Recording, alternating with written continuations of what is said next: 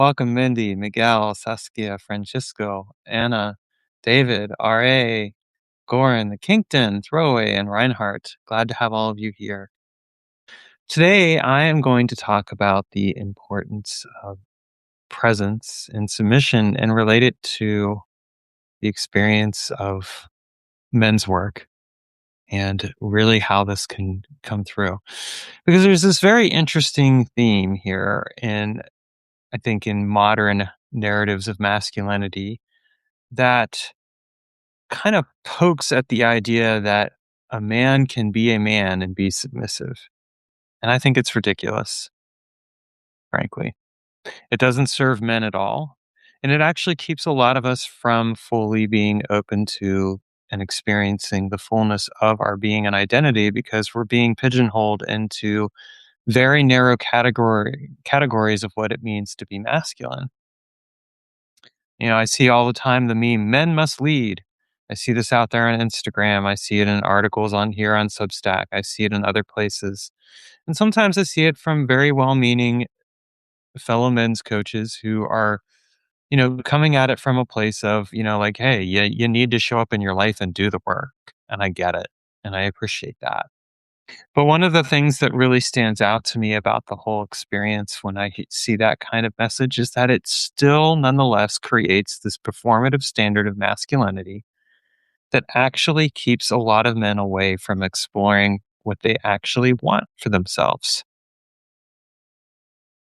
When I got into men's work, this was a few years ago, it came at a time in my life where I really needed it. I'd just gotten out of a really bad relationship. It was a rebound relationship, and I knew that I couldn't keep making the same choices that I was making because I had a moment of clarity where I was like, I'm continuing to get into relationships because I'm not willing to do my work on myself. There's something here that's missing. And fundamentally, it was a realization that I needed to do some work on my identity as a man and like what it meant to be a man. I didn't have good models of masculinity growing up. And it was time for me to take responsibility for it. There comes a moment in our lives where we have to take a good hard look at ourselves and say, what am I willing to take responsibility for? And that was one of those moments for me. Now, as I'm continuing to do this live, I'm going to encourage you to feel free to ask questions, leave comments, anything along those lines. I'm more than happy to respond to them. So please don't feel like you can't say anything. I don't want to want this to just feel like I'm monologuing like a supervillain from The Incredibles. So I'm going to get back to my monologue. But I had that moment of clarity, and I ended up signing up for a breakup course at the time because it was like I was like, okay, I've just gotten out of this rebound relationship. I got into this rebound relationship because I'd gotten divorced and I didn't know how to handle it. I'm like, I need to know how to handle breakup and a divorce. Like, I don't know how to do this. And that breakup course was a game changer for me. It gave me some good exercises to do. It helped me to start, reflecting on like where I needed to change my life. But one of the best things about it is that the person who put it on included some books, and one of the books he referenced was Iron John by Robert Bly. Now, if you've never read Iron John by Robert Bly, I definitely recommend it. It's a classic of the mythopoetic men's movement. And in that book, it's a little dated at this point, but in that book, he kind of explores the question of what does it mean to be a man. I read this book, and it helped me see where I had given away my sense of presence in different areas of my life, where I'd basically abandoned myself. And I was operating from what I'll call nice guy behaviors or nice guy submission. I'm going to talk more about nice guy submission in later videos, but for right now, what I'll do is I'll just briefly sum it up and say that nice guy submission is basically codependent behavior, people pleasing behavior. It's not genuine submission. But the reason I put it there is because I think that this is one of those areas that submissive men sometimes need to spend some time exploring. Like, do I desire to submit because I genuinely want to submit because it genuinely turns me on and fulfills me? Or am I submitting because there are traumatic patterns of people pleasing here?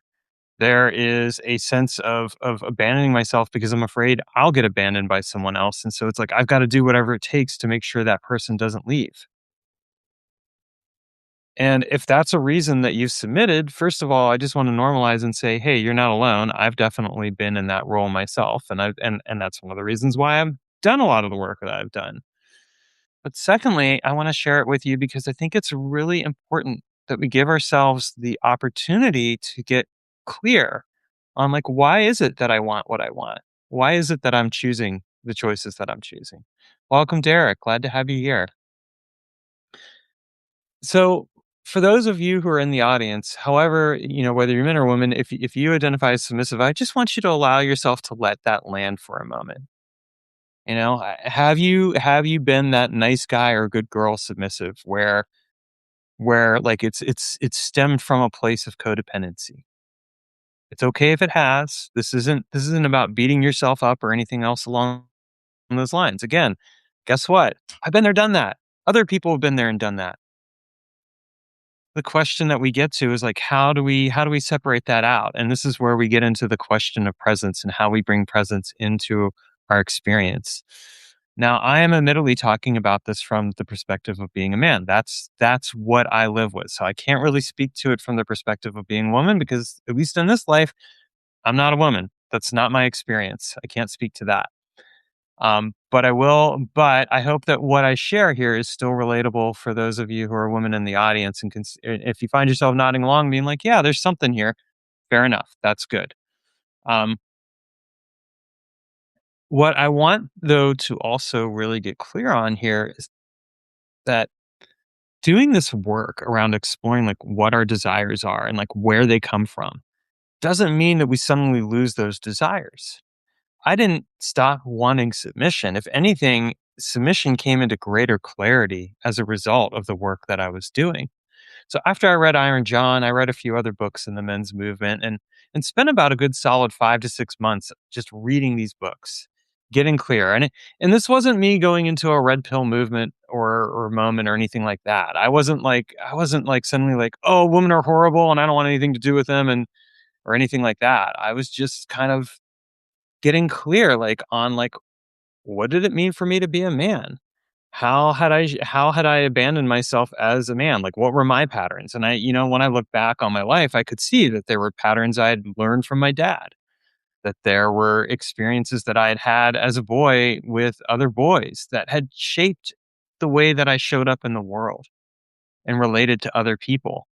And that one of the ways that they had shaped me is that a lot of times I had gone out of my way to basically seek the feminine for comfort and to emotionally resource me. And this is something that a lot of men do. And I'm not saying this as a way of pointing fingers at men or anything like that because again, I've been there, done that. This is also an opportunity for us to kind of grow and discover like, well, how else can we emotionally resource ourselves? What else can we do to support ourselves? And what can we do to also recognize where this behavior may be showing up in our sexual and kink desires? So before I continue on, if any of you have questions or comments, feel free to pop in those in the chat. And welcome, Scott. Glad to have you here. Now,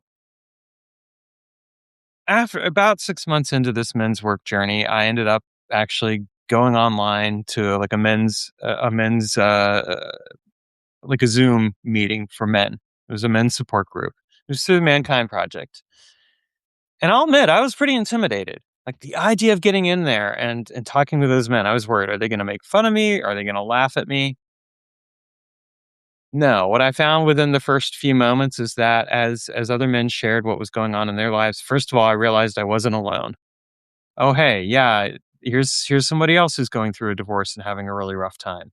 Or here's a guy over here who's really unhappy with their day job and questions the purpose of like why they're doing what they're doing. All of these things came out and it became so clear to me that these men like me were also struggling with very specific patterns of masculinity, patterns that said big boys don't cry or men don't show emotion or you've got to have it all figured out and have your act together.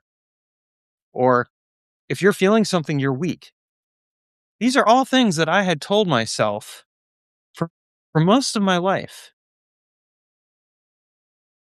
And if you're a man that's in this room, you probably can relate to that. You've probably told yourself something along those lines at one point or another in your life.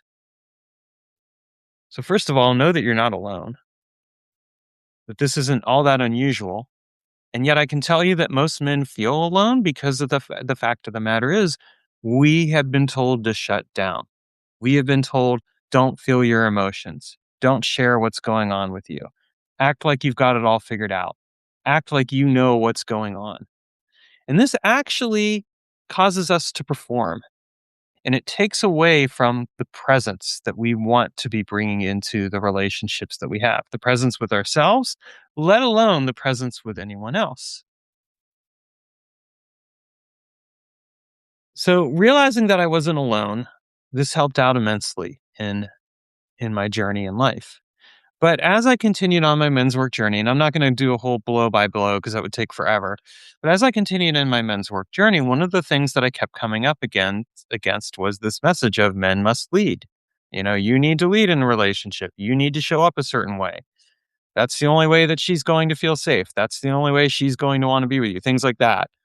Um, Keep in mind that I'm paraphrasing some of that, but I mean, essentially, that was the gist of what I was getting from a lot of this. And I thought, like, okay, that's interesting. And I even actually took a couple courses on how to become a dominant man. Like there's through Infinite Devotion, I took the How to Become a Dominant Man, which was kind of funny in a way.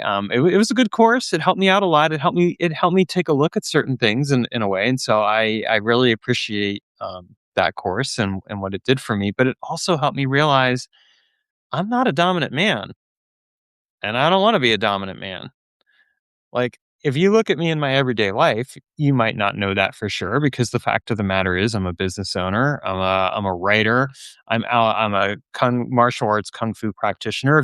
If you were to look at me from those labels, you might think, yeah, he's a pretty dominant guy. Like he's going out there and doing all these different things and he's pushing his attention outward into the world. Well, sure, I am. And yet that's not what I really want when it comes to my relationships. It's not what I want when it comes to the deeper, intimate connections that I have. And it's not even what I want, not even just in relationship to romantic relationships. It's not even necessarily what I want when I connect with the people in my communities. I sit in a men's circle, and one of the most powerful experiences that I've had in that men's circle is being able to break down and cry in front of those men. And there have been moments where I've broken down and cried in front of those men, where I've shared something that was really struggling and challenging. And just having those brothers come around me and hug me and be there for me and support me was the most important thing that I could have happen. And I'm not saying that dominant men never have that experience, but I think it's really interesting because there is a certain level of performance and pressure that is put on men in general around, again, what is acceptable to show or not show. When I look back at my romantic relationships, for example, a lot of the time I was stoic. I do remember at one point, and this was a year or so into my men's work journey. I'd gotten involved with somebody else, and I remember crying in front of her at one point, and she got this disgusted look on her face and was just like, I like she didn't want to deal with it. And she said it was so weird to see a man crying. What it told me at that time was like, well, this person wasn't the right person for me. That the person or people that I would want to have in my life would be people who could handle the intensity of my emotions in the moment. Not that I should go and just dump those emotions on them all the time. I want to be very clear about that. In fact, one of the benefits of the various experiences that I've had is that I've been able to come into more presence in my relationships because I have multiple multiple ways to support myself and get support from other people. There's something really powerful, for example, when I can text another man and say, hey man, I'm going through a rough time right now. And he's willing to pick up the phone and give me a call. I don't have to bring that into my romantic relationship and then have her be the only person that ever deals with it. I think that that is that it is a legitimate concern when somebody is putting all their emotional eggs into one basket.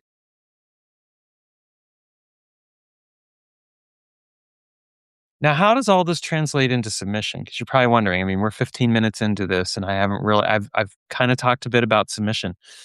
Well, here's how it's translated into submission for me. As I've been doing this work, and with myself and with other men, and really just looking at the way that I show up in life, it's helped me to detangle a lot of the behavioral patterns and trauma wounds and things like that that I've carried with me for, again, I'm 49 at this point, so I've carried with me for 49 years of my life.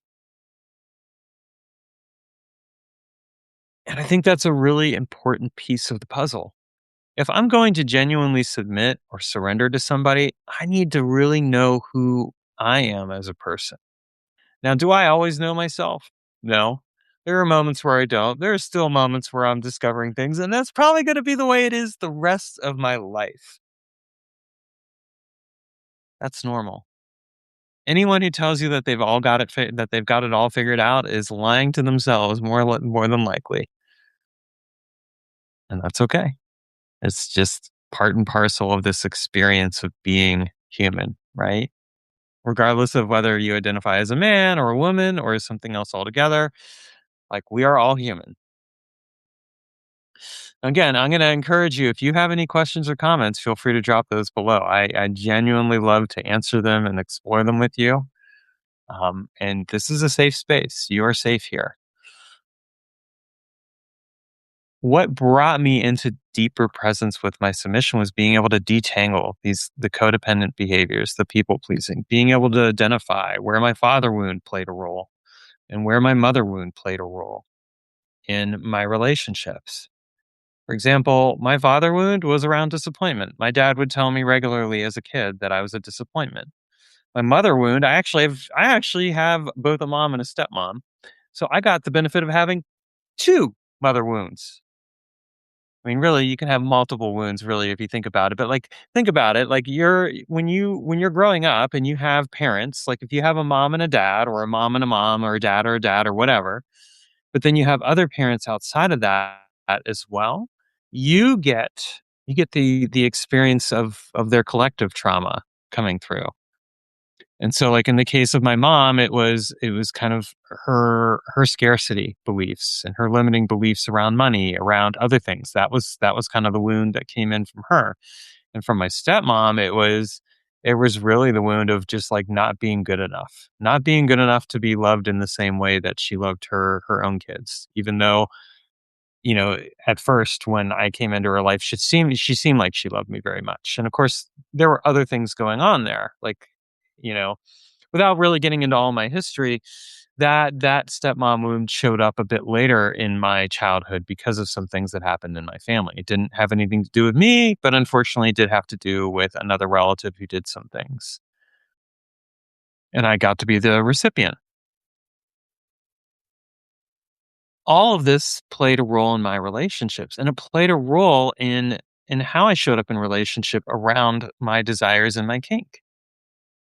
This is one of the things that doesn't often get spoken to as much as it could be, which is that, when we look at our kinky behaviors, our kinky desires and things like that, those desires are to some degree or another influenced and informed by trauma.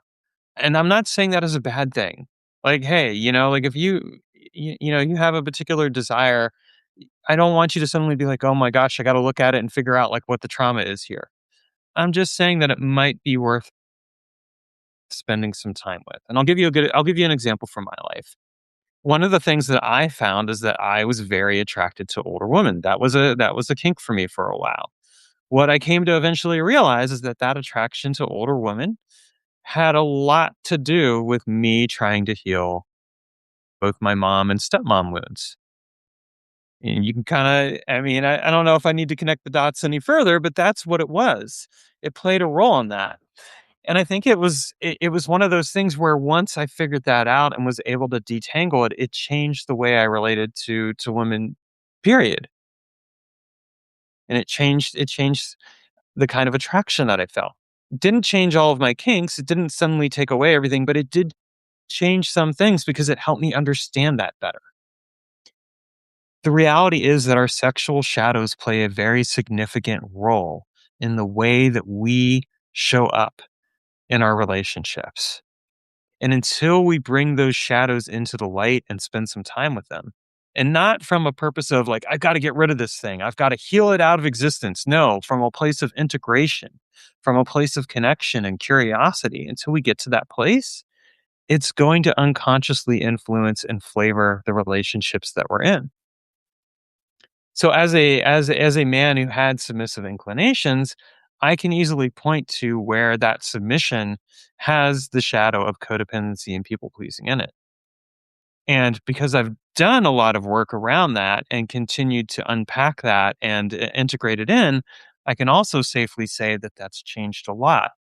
And what it's done is it's brought a sense of presence into my submission because I'm not submitting from a place of woundedness. I'm not submitting from a place where I'm trying to get my mistress to, suddenly like become my mother and heal all the wounds or things like that, which is something that would have happened in the past. Legitimately, that's not why it's happening. Now it's like, well, I genuinely enjoy being of service to this woman in my life. I genuinely enjoy surrendering and submitting to her. I genuinely enjoy that I get to get some direction and guidance and focus from her because it quiets some of the inner turmoil. And at the same time, it brings me a deep sense of joy. Like if I'm rubbing her feet and that brings her a sense of joy, that fulfills me. And it's not about the people pleasing. It's just like that actually makes me happy. And that's a very real difference because with people pleasing, it's I want to make sure the other person feels happy. But with our own genuine presence, when we come into it with presence, we're like, hey, why do I want to do it? And this is where I kind of bring this back around to this experience of masculinity. Because one of the problems I have with the whole men must lead thing is that it does create a sense of performance for men. If I'm always having to lead, when am I actually allowed to let my guard down? When am I allowed to be transparent? When am I allowed to take a good hard look at myself and say, what is it I want? And is that want coming from a place where I'm allowed to, for example, say, like, I don't want to be in charge here. I don't want to make all the decisions. I'm happy to offer my input and suggestion and feedback, which is things I all do in my relationship with my mistress. Like this isn't like she makes all the decisions and I kind of waffle and wait for her to figure things out. No, a lot of times she'll share stuff with me and I'll be like, okay, yeah, here's my 2 cents. Here's what I think. She wants that from me. Now that's my dynamic, and I mean your dynamic may be different, but the point is that it doesn't like me submitting doesn't take away from my experience of being a man or my experience of masculinity. And there's this interesting meme or message that I sometimes see where that seems to be kind of the indicator. And again, part of it is just I look at like how many men, like on Substack alone, are writing messages that I think are more or less just performative masculinity because there's like this sense of, well, we have to show up a certain way. And what I want to say is like, I mean, for some of those men, that may just be the genuine truth. Hey, great, perfect, perfect. But could all of us take a step back and admit that there's a fair amount of pressure here to perform a certain way or be a certain way, and that way may not actually fit us? It certainly doesn't fit me. And that's really kind of the experience that I think is important for submissive men to know that like, hey, you can have your experience of being submissive and still feel a sense of deep connection with your identity as a man and still feel proud to be a man because it's not like you've given away your cock and balls. It's not like you've done any of those things. Like you've made a choice. You haven't done it from a place of self-abandonment. You haven't done it in order to feel safe. Because here's the other reality of codependent people pleasing, nice guy behaviors. Codependent people pleasing nice guys at heart are doing what they're doing because they are afraid. They don't feel safe. They don't feel safe with themselves, and as a result, they don't feel safe with anyone else. The mistake they make is they try to get that safety with other people. And if you're a codependent nice guy watching this, I want you to really think about that for a moment. Like, where have I gone and tried to get a sense of safety from someone else? Like, really, safety starts with ourselves. If you want to be, if you want to feel an experience of safety, you've got to learn how to be safe with yourself first and foremost. That means learning how to trust yourself, take care of yourself. Um, in the mini course that I am going to be putting together later this month, that's going to be it's going to be available for supporting members um, of this Substack, i.e., paid subscribers. It'll be available as part of your subscription, but it's also going to be available as something that you can pay for if you want separately. One of the themes that I'm going to really be exploring is like how to learn how to take care of yourself as a man. Because there's a lot of men out there who don't take good care of themselves. And I used to be one of those men. And again, part of this is that part of this is just kind of the experience of the way that we've been raised, and kind of the focus has been like has gone in other directions. But that's where we get to take care of ourselves. I see a lot of men who think that their version of self-care is like going to the gym. And hey, I think going to the gym is important. But what about, for example, taking really good care of your feet? What about, taking care of yourself in other ways? There's lots of different ways to take care of yourself. And these are things that we can explore. So we're going to be exploring that in the mini course that's going to be coming out here pretty soon. What I'm going to leave you with today as I wrap up here, and thank you all for coming on here. What I want to leave you with here today is that if you have a genuine desire to submit, that desire to submit is beautiful, and you can bring presence to it. And one of the ways that you bring presence to it is by taking the time to get really clear on like what is at the root of your submission. Now, some of what may be at the root of your submission is probably going to be some wounding, and that's okay. As long as you're willing to do the work around that wounding, as long as you're willing to connect with that part of yourself, that that crying little boy who is hurt and is who's really just seeking a sense of safety and connection, or that teenager who feels lost and feels like he's taking on the weight of the world and doesn't know what to do. Like like those are all normal, natural things. Okay. So I want to share that with you in parting and let you know that your desire to submit is real. It can be healthy. It can be a healthy expression of masculinity. And part of how we make it a healthy expression of masculinity is by connecting with really where that submission is coming from, and doing whatever work we need to do to integrate the parts of ourselves that need to be heard, seen, and paid attention to, while also being able to bring that then in a genuine way to the people we choose to submit to. If you need help with that, that is part of what I do when I coach and work with submissive men. And we go and do this deep work together so that you don't have to do that work with your mistress. You don't have to bring that work and put all your emotional eggs into one basket. And you get the support you need from somebody who's been where you're at, knows what you're going through, and has got your back. All right. Thank you all for being here.